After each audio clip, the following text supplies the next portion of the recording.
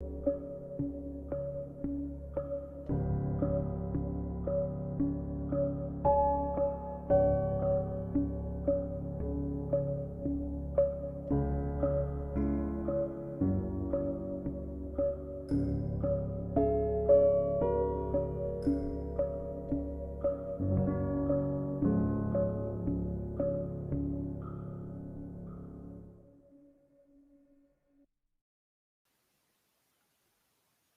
good afternoon and welcome to another Derek's Travel Chats for March 18th, 2021. I'm Derek Windsor, your host and the owner of E&B Travel Services here in St. John's, Newfoundland.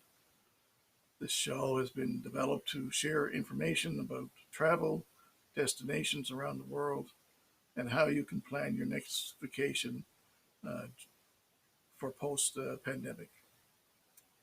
This week, we passed a 1 year milestone since the world went into the stay home and non-essential travel mode.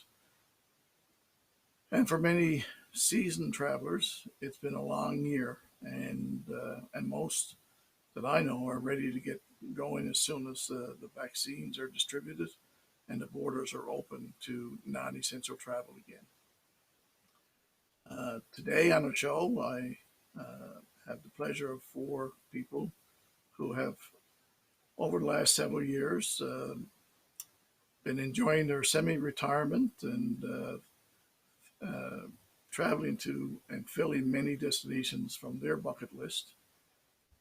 Back in 2018, I had the pleasure of assisting them plan and design, I think it was about a 20-day plus itinerary that included 4 different countries in Europe, as well as then I joined with them to help them with a guided tour of Trail of the Caribou in France and Belgium. I would like now to welcome Kevin and Michelle Sullivan and Paul and Gail Hamilton to the show. Welcome, everyone. Welcome, Derek. Hi, Paul. Hi, Gail. Merry Christmas, everybody. So how was Paddy's Day for everybody? I've had lamb stew, and Mick, who, okay, she's Michelle, but she's Mick to me. She would only have beef stew, which I suppose if you're a townie and not a bayman or a bay wop, then I suppose that's acceptable. There you go. Absolutely. But the Irish stew, you can't beat it with the lamb. With Right the lamb on. or the lambs. Yeah, St. Patrick's Day is pretty special in our family because our daughter was married on St. Patrick's Day. So we have lots of anniversaries and decorations and the like left from that celebration. So it's a pretty special time, especially when you have the name of Sullivan. There you go. Oh, there you go. Well, as I said in my preamble, we've gone 1 year now with travel being non-essential travel being banned, and I know over the last several years, the 4E and plus some other guests of yours have gone to many different places, and thankfully, some of those I've helped you with the planning of that. So, how has it personally affected you with regard to wanting to be able to travel, but know that you can't right now? Well, let me start by saying that 4 days ago, on March 14th, 2020, we came home after being kicked out of Morocco. So, and apart from a trip which the 4 of us took to the South Coast to Terrenceville and Galtas, we haven't been anywhere. We have such itchy feet right now that make us going from Easter Island to Valletta in Malta. Am I right? Yeah. Okay. Yes, because I know Easter Island is at probably top of the bucket list for Michelle. So It's been on there for quite a while, Derek. Yeah, probably dates back to when I read the Kon-Tiki when I was about 16. Mhm. So yeah, it's been around for a while. And Gail, what I know are you last guys year talking you about going you attend. on the train? Shh, don't overtalk. Sorry, Sorry. Gail.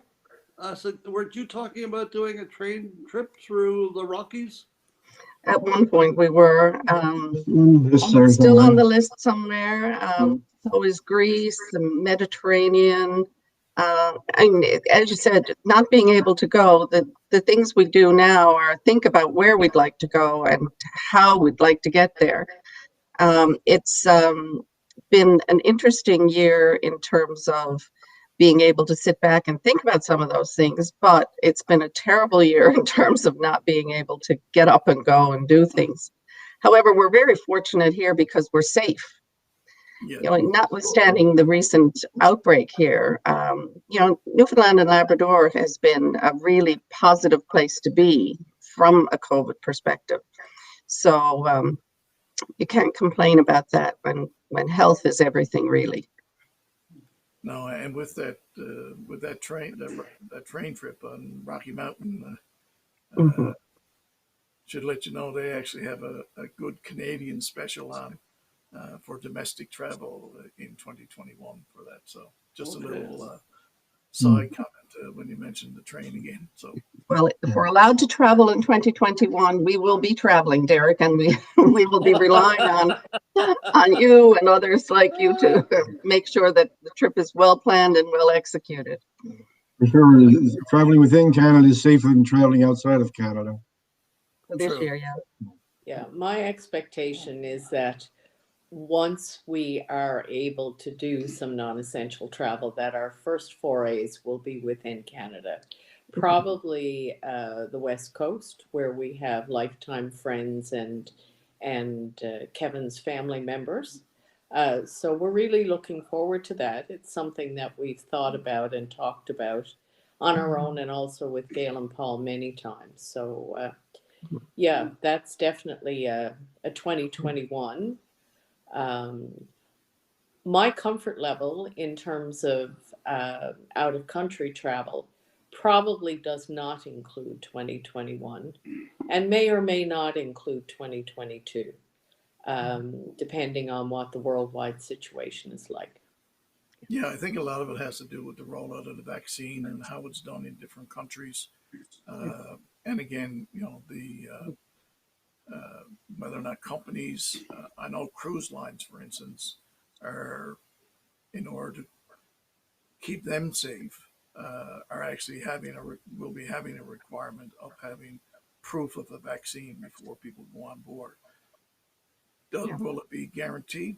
No, but for a lot of people, it will give passengers a level of comfort to know Mhm. that there's certain protocols that are being kept and being adhered to. So, Well, there's a few additional things to add to that, Derek, and I don't know how the rest of you feel, but my view is that you should not be allowed to show up at a border crossing, whether it's airport or a road, unless you have proof that you've been immunized in the past, whatever, 8 months or 12 months, because all you are is a liability to everybody else around you.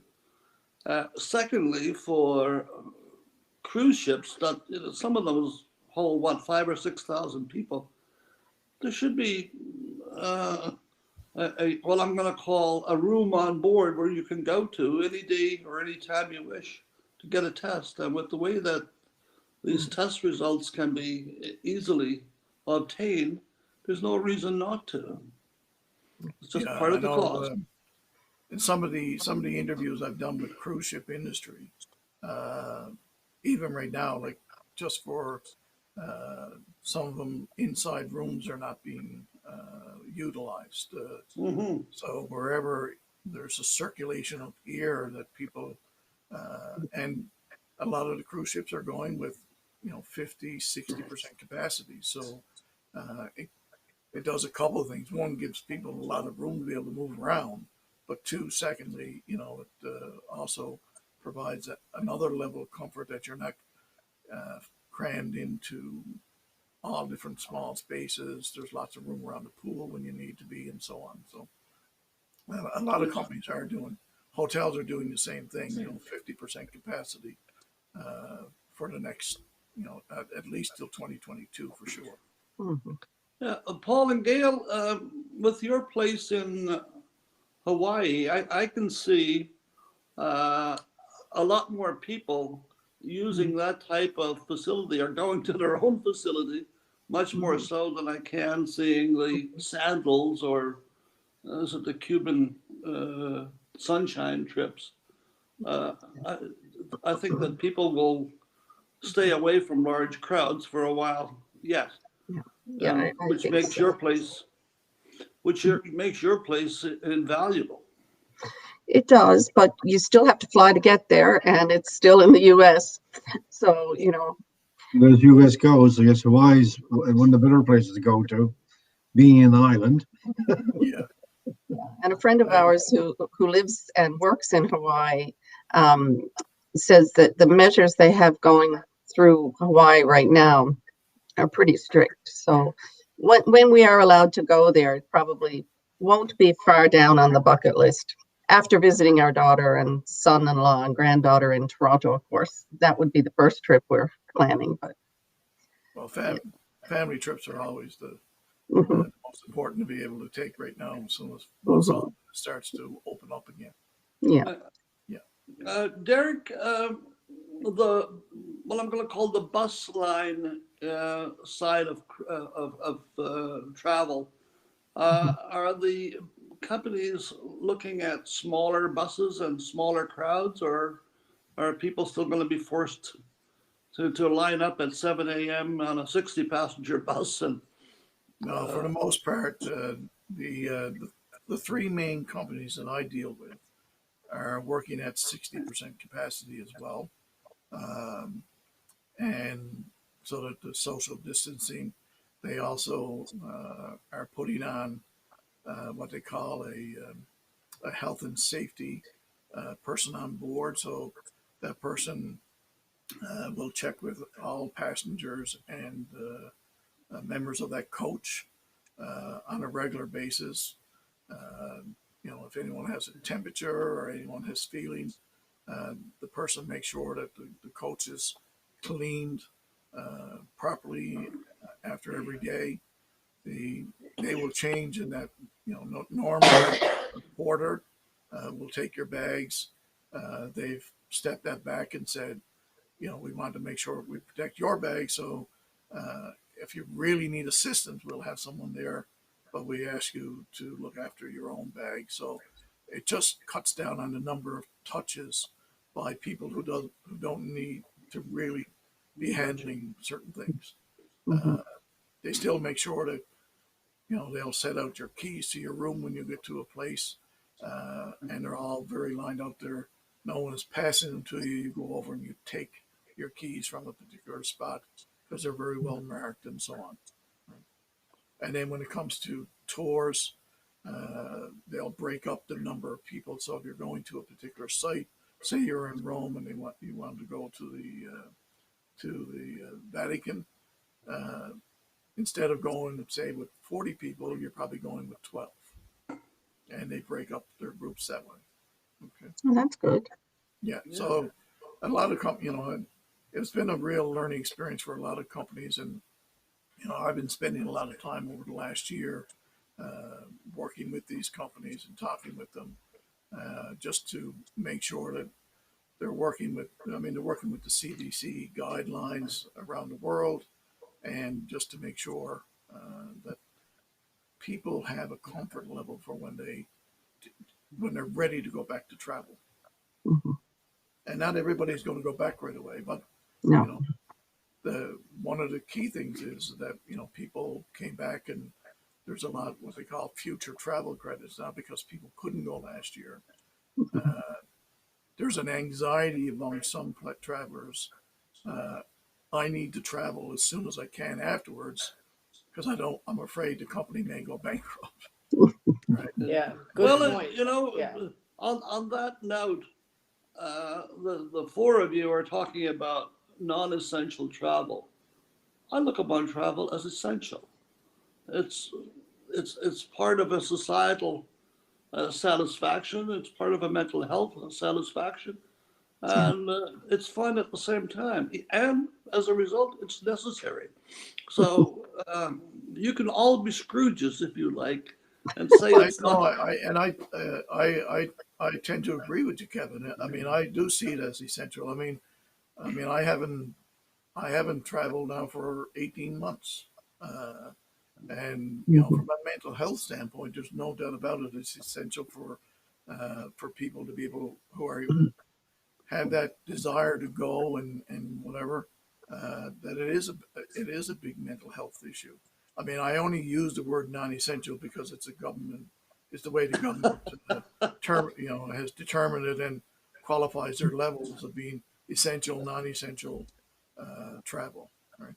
And until we Right. get down to what the government calls level three, um, it's, you know, it will take a while before people will go back. And again, the government has put a lot of things in place, having to quarantine 14 days when you That's a come back big in the one. country, really, and then you have to do it at a designated place where they have said at a very expensive cost. So, you know, I guess in one way they've really curtailed travel for the time being, Mhm. and hopefully that domestic travel that people like yourselves are targeting will open up, you know, either this summer or maybe this fall. Right?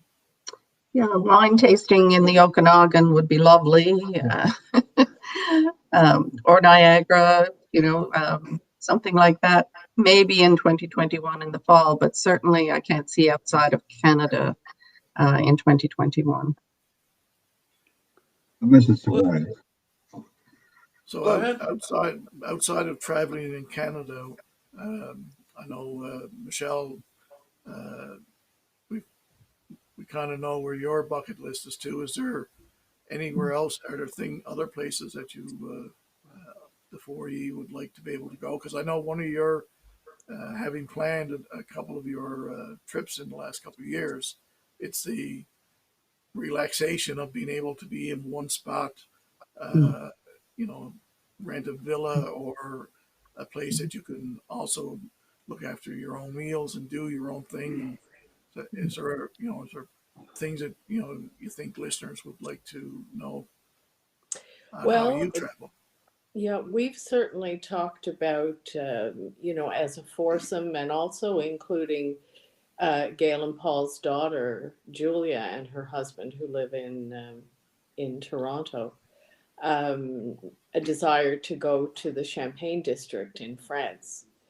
And there I would anticipate that we might look for something similar to the accommodation that we had when we were The Dordogne. in the Dordogne area with you, Derek, when we were in the Beaumont Hamel No, district, no, Bordeaux. in the Bordeaux district. Okay, sorry, I'm not necessarily a. North or south. Okay, let's not worry about that. The Ah, long and the short of it being that that would certainly be along the lines of our previous travel. Having a home base and being close enough to sites and nice restaurants that we can make choices about whether we go out to eat or eat in, and have the pleasure of relaxation around a nice pool or a deck area. Paul is a tremendous barbecue aficionado, so we often lean on him to market and come up with the mhm. menus, and always enjoy that side of things. Yeah, I certainly see that being an option. Um, the concept of going to a place like Corfu and or Malta and coming in, especially we've been to Malta before, but coming into Malta on a ship would be absolutely To die breathtaking. I for. mean, it is an absolutely amazing port.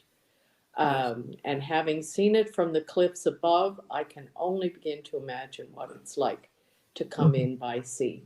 So that's definitely something I would love to be able to do.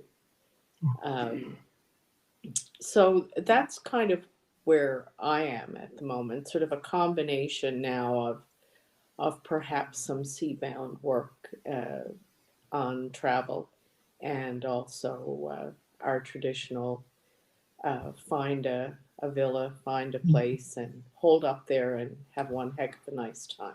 So you wouldn't go to Iceland with me to see the Northern Lights? Oh, absolutely. Yes, I'd do that too. Yeah. You can go to Labrador and see the Northern Lights. So that's within Canada, and you can go there this year. The, I'll see you at the top of or Horn to Gap bathe in Mountain. the blue. You can bathe in the Blue Lagoon as well in Iceland for all those Yeah. for those medicinal purposes. Hmm. That's So right. Gail and Paul, what's your thought on your bucket list and how to fulfill? Well, I think I'm going to say like 15 years ago, while visiting the Sullys out in Brigus, one night we all sat down and wrote down our top places to go to. There's two other couples with us that night, and the one that came out on top was the Mediterranean cruise. Yeah. And it's been talked about, kicked around, half booked. I had research done, I had it narrowed down to 3 different itineraries, and we're that close to ordering it. And then, oh, one couple couldn't make that date. Another couple. Anyway, the long and short of it was that everybody had a problem with finding a date. 15 years later, we still haven't done it. It's somewhere still on the bucket list. Yes, it is. Well, we can take a look at those. We can put a few optional dates in there for you. You know, it took me 30 years to get back to England, so maybe it'll take me 30 years to get to the Mediterranean. I don't know. Well, Oh, well, my. if we can pin you down a date, you'll probably have another couple come with you because that's Michelle's top bucket list as well is to do the Mediterranean. So, Yes. and we were Well, supposed to do if you're looking for something to do, seriously, take a look at what cruise ships will go into Valletta in Malta, and what are the same ones will do a portion of the Greek islands. I think, Usually, unless you're doing a really long cruise, and Derek can answer this better than me, typically Malta is sort of like the west end of the Mediterranean, and the Greek islands are the east end. And no one tends to do the two ends unless you're on a 14-day cruise. yeah, well, I think We could do 14 days. if That'd be memory okay. serves me correct, Regency Cruise Line, Mhm. they do both as part of their world tour. So you can go Yeah, in on Okay. part of their world yeah, tour cruise, yeah. and you purchase certain, you buy certain segments of that tour. And I'm not sure if they're all under one or different, but it's definitely something to look into. And I actually invite you and others. Regent, the representative from Regent, is coming on next month with me to talk about the Mediterranean and their product and so on. So, Oh, neat. There'll be sort of a segment that comes up the Suez Canal and that way. yeah, So you pick it up in India, you come through the Suez Canal and into the Mediterranean and keep on going. Okay, that sounds good. Sure does. I mean, for me, I want to be able to go see the pyramids at some point. Oh, And, yeah, that's, you know, I've Well, let's keep talking, Derek. lots of may just ideas to have- come out. yeah, I mean, there's as many ideas as there are people. So, Yeah. and I think it's important, and I'm so happy to be able to have you on today, just so other people who are thinking about travel, thinking about the cautions and some of the anxieties they might have due to the pandemic, that they're not, everybody is doing pretty well has the same thought process, and it's just a matter of, I guess, stepping up and making your decisions on where you want to go, when you want to go, and I mean, I know I'm in the business of assisting people and advising, but again, it all comes down to everyone's individual personal choice on when they want to do anything and so on. Right? Yeah. So from Well, that, we'll I certainly just look want to. forward to future chats about all this, that's for sure. Half the fun is the planning. It is, and I must say, when I did your first one back in 20, well, I guess we started, Kevin, in 2017, and you traveled That's in right. 2018, uh, and I think And you then went again in four, 19. again in 19, and you did what, four countries? Started Yeah. off in Amsterdam and the Netherlands, into Belgium, into France, and then ended up in the UK. So. Uh, and a lovely little villa that you stayed in just outside of Arras. That was gorgeous.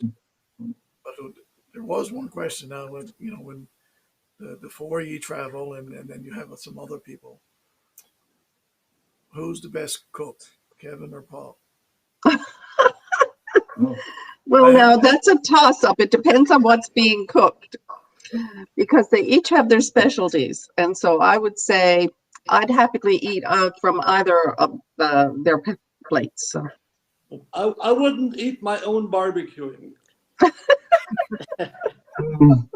he doesn't Well, mean you hot would, dog. but only under duress. He doesn't mean I mean hot dog. Yeah. Yeah. That's right. I will say publicly that the barbecue that Paul did do when I had the supper with you one night at the chalet there Mhm. was delicious. So I never got a chance to test Kevin's culinary skills. Well, it'll be indoors. Well, Oh, again, thank you so much for coming on the show today. It's been a pleasure. It's been a pleasure to help you plan your vacations, and I look forward to being able to do more of that in the future when you're ready to decide what you want to be able to do and when you want to be able to go. So, again, thank you so much for being part of my show. Thanks for well, having us. You're welcome. It was fun. pleasure. All right. Well, take care. Enjoy the rest of your day. And to my listeners, we look forward to seeing you again next week at the same time. Thank you. Have a great day.